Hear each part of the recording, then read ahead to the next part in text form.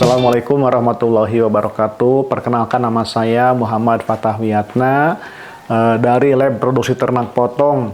Nah, pada kesempatan kali ini saya akan menyampaikan atau sharing terkait dengan subpokok bahasan dalam mata kuliah Produksi dan Manajemen Sapi Potong dan Kerbau. Nah, pada kesempatan ini kita akan bahas tentang manajemen pemeliharaan induk dan pedet baru lahir. Dan bahwa yang namanya induk merupakan hal yang sangat penting dalam menghasilkan suatu perkembangbiakan ternak khususnya sapi. Dan produktivitas dari sapi itu sendiri itu dipengaruhi oleh 3 hal. Yang pertama genetik, kemudian pakan dan manajemen. Nah, yang namanya induk itu kita ibaratkan sebagai suatu pabrik. Pabrik yang akan menghasilkan anakan sapi atau pedet. Nah, sehingga pabrik ini itu harus memiliki spare part yang sangat baik Kalau dalam sapi itu tentu memiliki organ reproduksi yang normal, yang sehat, dan tentu ada satu syaratnya untuk bisa menghasilkan anak yang baik ini atau pedet yang baik ini, maka kita juga harus mempertimbangkan BCS atau nilai konformasi tubuh dari sapi tersebut. Nah, hadirin sekalian, bahwa yang namanya induk ini ketika kita ingin mendapatkan misalkan hasil yang baik, hasil yang normal, maka itu sangat dipengaruhi oleh manajemen Nah, dan manajemen ini merupakan kunci dari pedet yang berkualitas. Artinya apa? Mulai misalkan dari pemberian pakan ketika misalkan sejak berkawinkan kemudian dia akan bunting, kemudian pemeliharaan sampai menjelang misalkan kelahiran, itu betul-betul harus diperhatikan bagaimana ketenangannya dan bagaimana misalkan kebutuhan nutrisinya harus betul-betul kita siapkan dan kita siapkan sehingga tidak ada kekurangan nutrisi yang dikonsumsi oleh induk tersebut. Nah, dalam hal ini kita bisa memelihara induk-induk ini dalam berbagai misalkan sistem apakah kita mau misalkan menggunakan intensif di mana misalkan induk ini dipelihara dalam kandang terus menerus, atau mungkin juga semi intensif kadang-kadang kita keluarkan, atau juga misalkan yang di ekstensif, yang mana yang digembalakan dan itu sangat tergantung kepada daya dukung atau wilayah yang dimana kita akan melakukan budidaya tersebut. Nah, kemudian kalau misalkan target kita sudah baik bahwa setelah perkawinan kemudian kita juga bisa mengadakan pemeliharaan yang baik tentang pakan dan sebagainya. Satu hal yang harus kita perhatikan adalah bahwa ketika kita sudah mendapatkan induk yang sudah bunting, nah maka itu wajib kita pisahkan. Kenapa dipisahkan? Supaya nanti induk bunting ini dia bisa mendapatkan perlakuan yang khusus. Kenapa?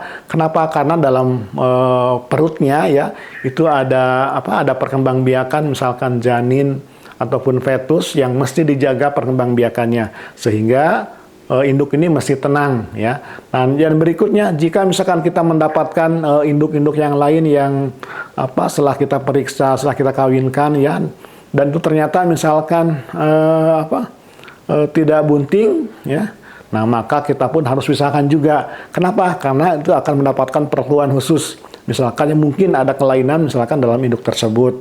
Nah, tetapi jika misalkan kita sudah mempunyai beberapa misalkan kelompok induk atau individu yang sudah kita lakukan perkawinan dan sudah kita siapkan begitu misalkan baik, tetapi ternyata misalkan beberapa kali kita kawinkan, beberapa kali kita periksa misalkan kebuntingannya ternyata itu tidak bunting-bunting. Nah, berarti ini ada kelainan.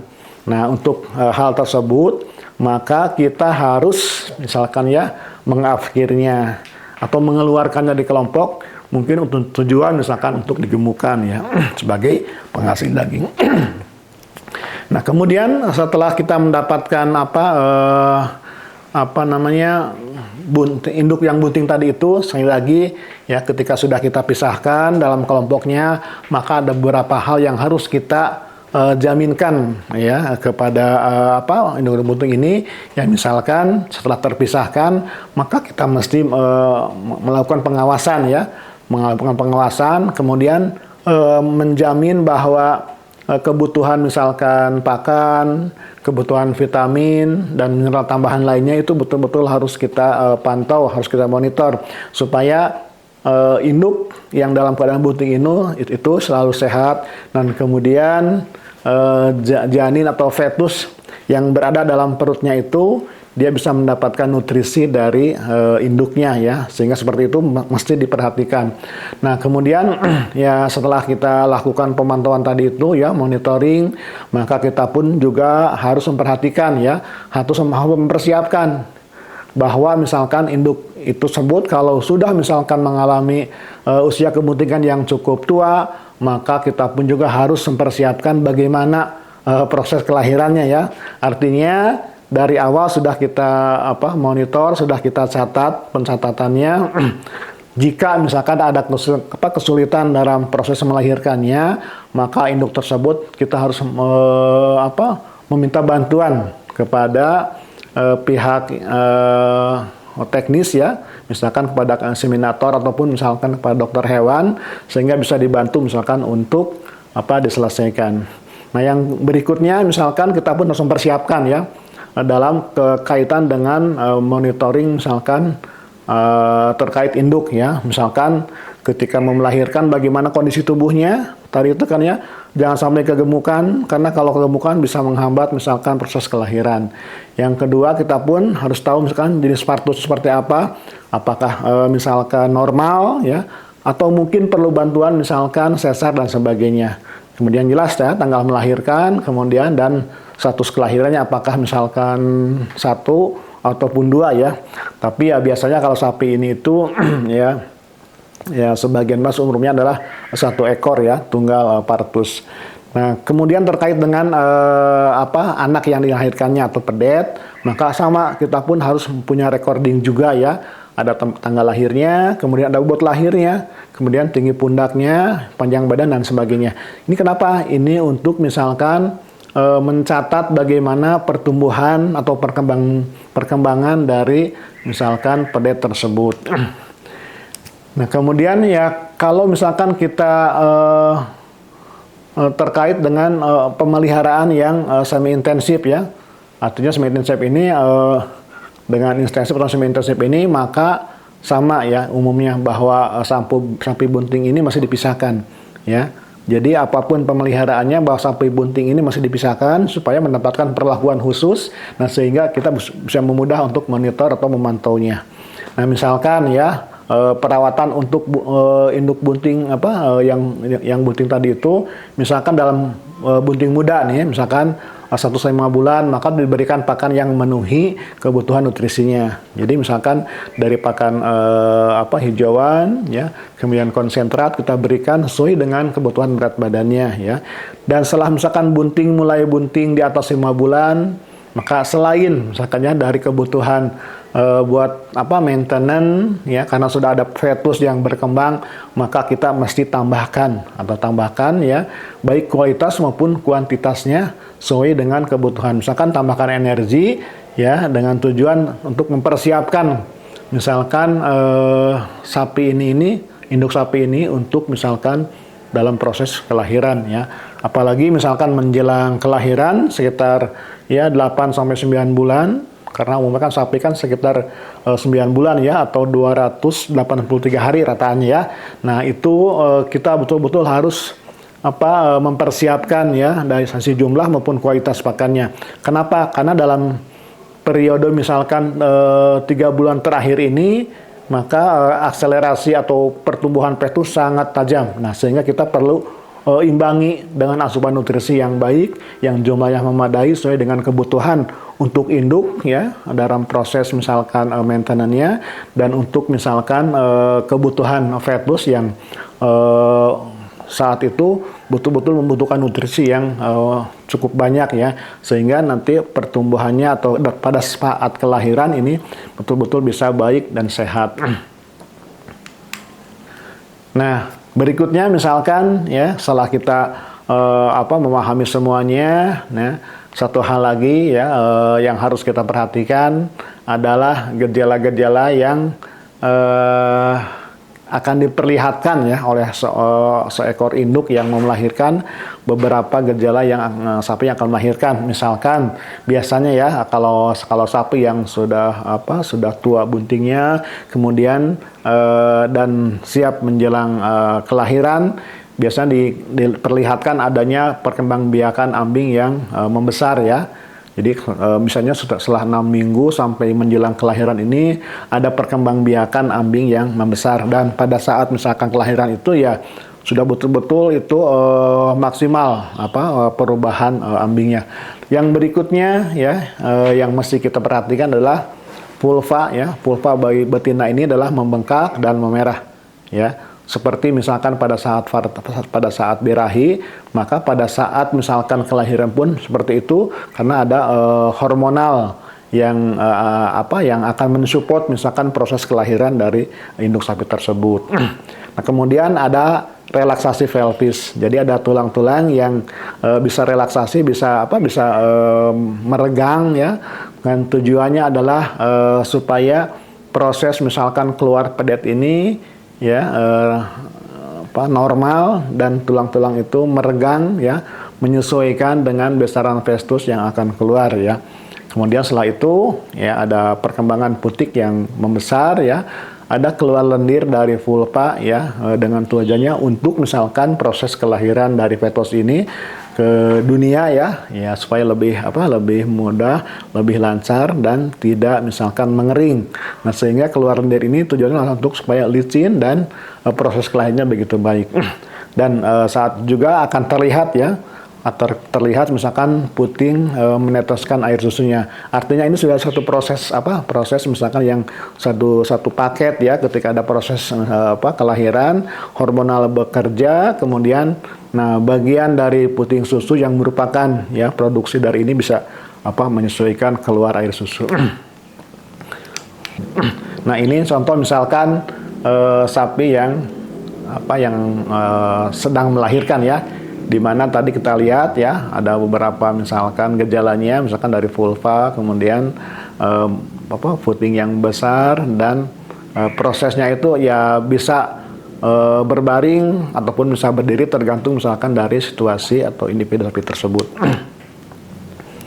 Nah, itu terkait dengan misalkan bagaimana kita mempersiapkan induk yang akan melahirkan pedet ya, yang merupakan misalkan bagian dari proses perkembangbiakan populasi ternak ya, di mana ketika dalam suatu peternakan itu maka pedet merupakan salah satu indikator. Kalau misalkan pertumbuhannya baik ya, kemudian proses kelahirannya baik, itu pun bisa akan menentukan misalkan kualitas pedet itu sendiri ya. Nah, kemudian terkait dengan manajemen pedet itu sendiri ya, sekali lagi bahwa pedet ini merupakan hal yang sangat diharapkan oleh peternak ya. Ketika tujuan pembibitan, maka salah satu tujuan adalah bagaimana menghasilkan pedet yang sehat ya, normal, dan misalkan pertumbuhannya baik. Nah, sehingga ketika pedet sudah dilahirkan, maka kita harus mendapatkan memberikan perhatian khusus ya, karena yang namanya pedet ya akan resisten terhadap lingkungan, kurang daya tahannya. Nah, sehingga kita betul-betul harus mempersiapkannya minimal dalam kandang ya. Artinya apa? Misalkan suhu ruangan kandang, kemudian lantainya juga kita siapkan menggunakan bedding ya atau alas kandang, bisa menggunakan jejaba padi misalkan ya, supaya hangat, dan tentu nutrisi yang cukup ya untuk bisa menyambut pedet tersebut. Nah, bagaimana misalkan pemeliharaan pedet yang baru lahirin ini?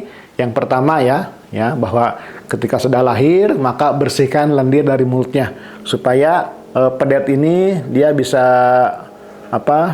langsung bernapas ya, karena kadang-kadang selaputnya ada selaput yang bisa menutupi hidungnya, itu bisa membuat sesak ya, dan kita bersihkan ya lubang hidungnya agar pedet bernapas dengan baik. Yang kedua ya tentu kita akan potong tali pusarnya ya sebagai sambungan kepada induknya sekitar ya 50 cm lah dari pangkal talinya, dan tentu jangan lupa diberi antiseptik supaya tidak terjadi misalkan infeksi ya. Dan yang ketiga ya tentu yang harus kita lakukan berikutnya adalah kita harus memantau kondisi pedet ya, siang malam begitu ya.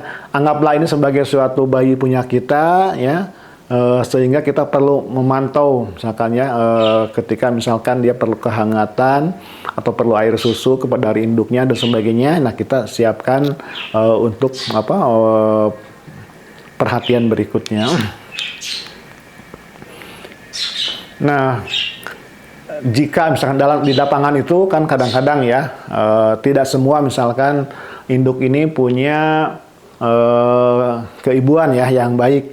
Kadang-kadang ketika setelah melahirkan itu misalkan tidak mau ya, si sapinya, si induknya tidak mau menyusui. Nah, ada beberapa hal yang harus kita misalkan siapkan nih.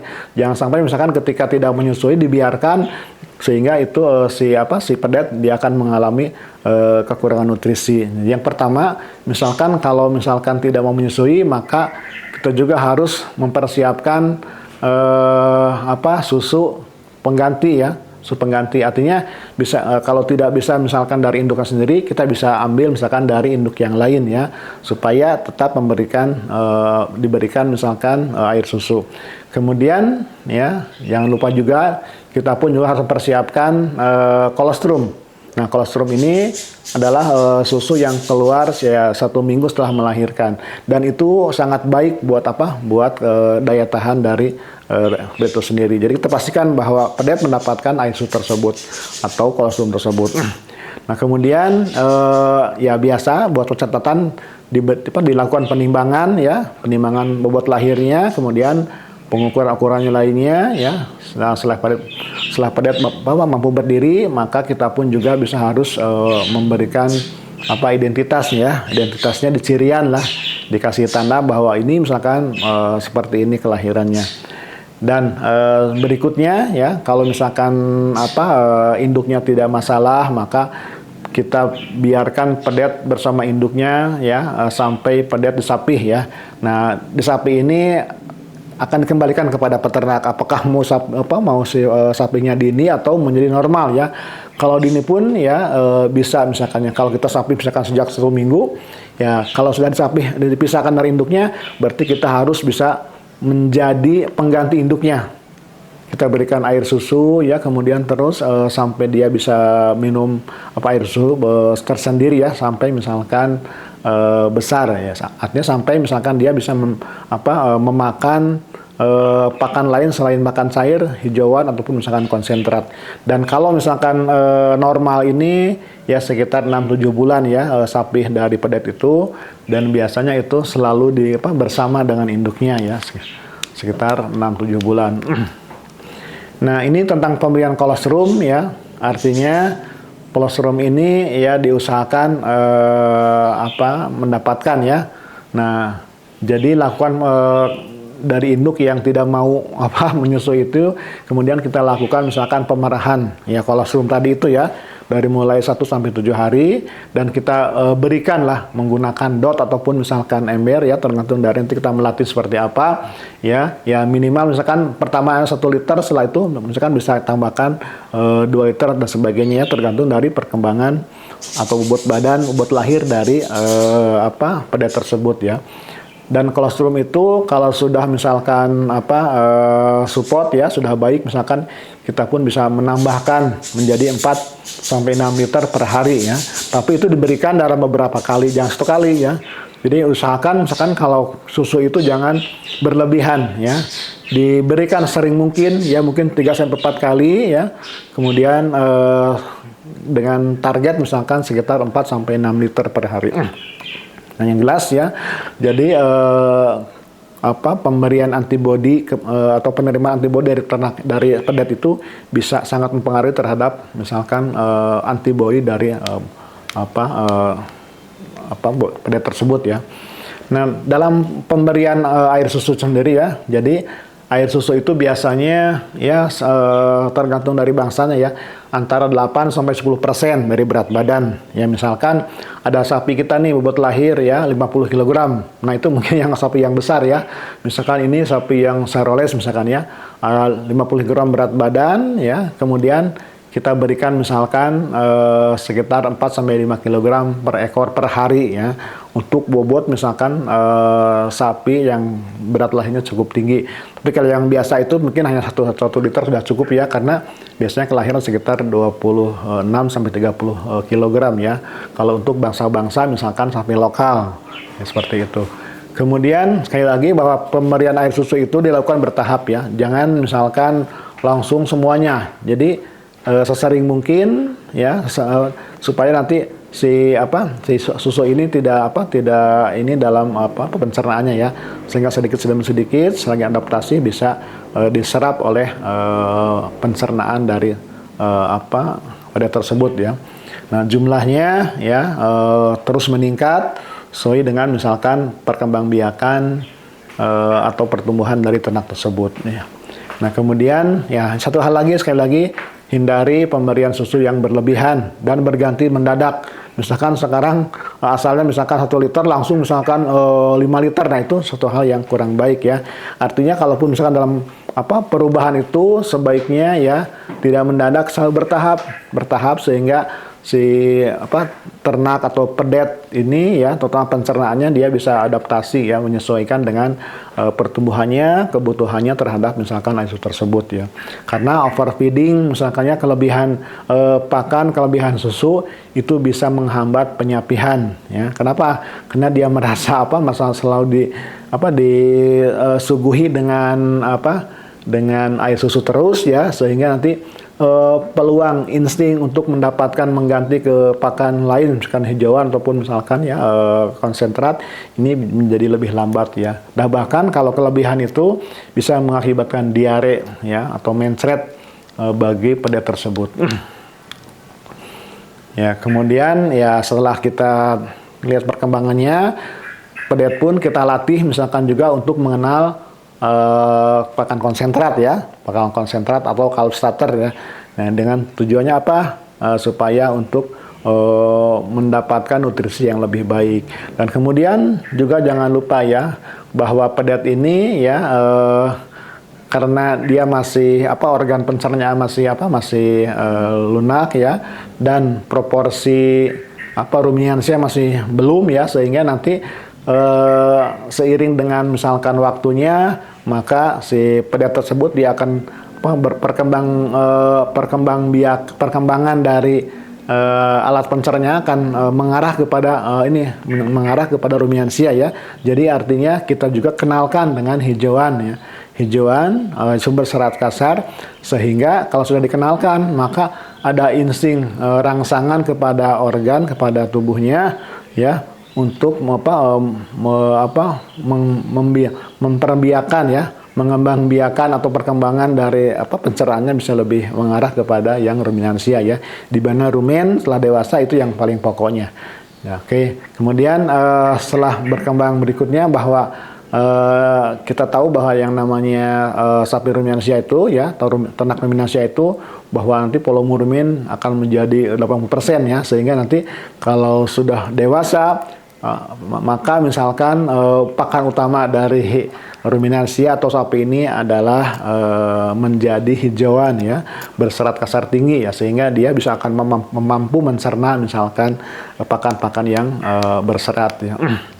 Nah, kemudian jadi sekali lagi bahwa ketika misalkan kita sudah mulai mengenalkan hijauan, maka tujuannya kita adalah ingin mengenalkan hijauan ya, mengenalkan hijauan dengan tujuannya supaya pertumbuhan rumen menjadi atau pencernaan menjadi lebih baik ya. Jadi perkenalkan dengan misalkan pakan-pakan yang masih lunak ya, kemudian tidak kasar dan sebagainya, yang berkualitas ya, sehingga misalkan si pedet ini bisa terangsang ya, dan tidak membahayakan kepada pedet itu sendiri ya. Jadi kalau misalkan sudah bagus, misalkan sudah banyak konsumsi hijauannya, maka itu biasanya ya akan masuk kepada fase penyapihan dari pedet itu sendiri. Nah, ketika pedet sudah mulai misalkan dia bisa makan dengan hijauannya ya, kita sebetulnya sudah target kita sudah selesai, dan kita pun harus memonitor ya bagaimana pertumbuhannya ya. Artinya kenapa? Bahwa kita pun harus kalau memungkinkan setiap berapa minggu ya ditambahkan diukur dengan berat badannya. Nah, sehingga seperti bayi lah gitu ya, seperti bayi ada 1 bulan, 2 bulan terus ya kita pantau. Jika misalkan normal, maka dia akan terus ininya meningkat ya, sampai misalkan dia menjadi pedet yang siap disapih sekitar pada usia 6 sampai 7 bulan ya. Nah, kalau sudah misalkan layak seperti itu ya, maka kita pun bisa lakukan penyapihan ya. Tadi lagi bahwa penyapihan itu ya bisa dilakukan early ataupun misalkan late maturity ya. Kenapa? Karena kalau early kita mungkin dua minggu atau 1 minggu bisa disapih ya. Tapi kita harus juga artinya menyiapkan susu pengganti ya dari induknya kalau mau disapih early atau dini. Nah, kemudian kalau kita ingin misalkan ya dibiarkan bersama induknya, maka itu pun induk biasanya akan lebih alami. Dia akan mengenalkan terus membimbing ya sampai misalkan target 6 bulan ini ya pedet sudah bisa disapih dan sudah terbiasa memakan hijauan pada misalkan dengan proporsi tertentu ya. Nah, kalau standarnya sapih biasanya sekitar 205 hari ya, atau sekitar 6 sampai 7 bulan. Nah, itu barangkali misalkan terkait dengan persiapan induk yang akan melahirkan, dan bagaimana misalkan tata laksana atau manajemen pedet ya yang dilahirkan tersebut, perawatan seperti apa supaya misalkan bahwa yang hasilnya ya ketika disapi ini target dari bobot badan, target pakan yang dikonsumsi, kita akan betul-betul misalkan sesuai dengan target ya. Dan kalau sudah sesuai dengan target, maka insya Allah biasanya ternak tersebut ya akan tumbuh dengan baik ya. Induknya sehat, kemudian ternak pun akan tumbuh dengan baik sehingga dia akan menjadi misalkan bakalan untuk proses pemeliharaan lebih lanjut ya, seperti itu ya. Itu saja yang saya berikan ya, mudah-mudahan bermanfaat ya. Assalamualaikum warahmatullahi wabarakatuh.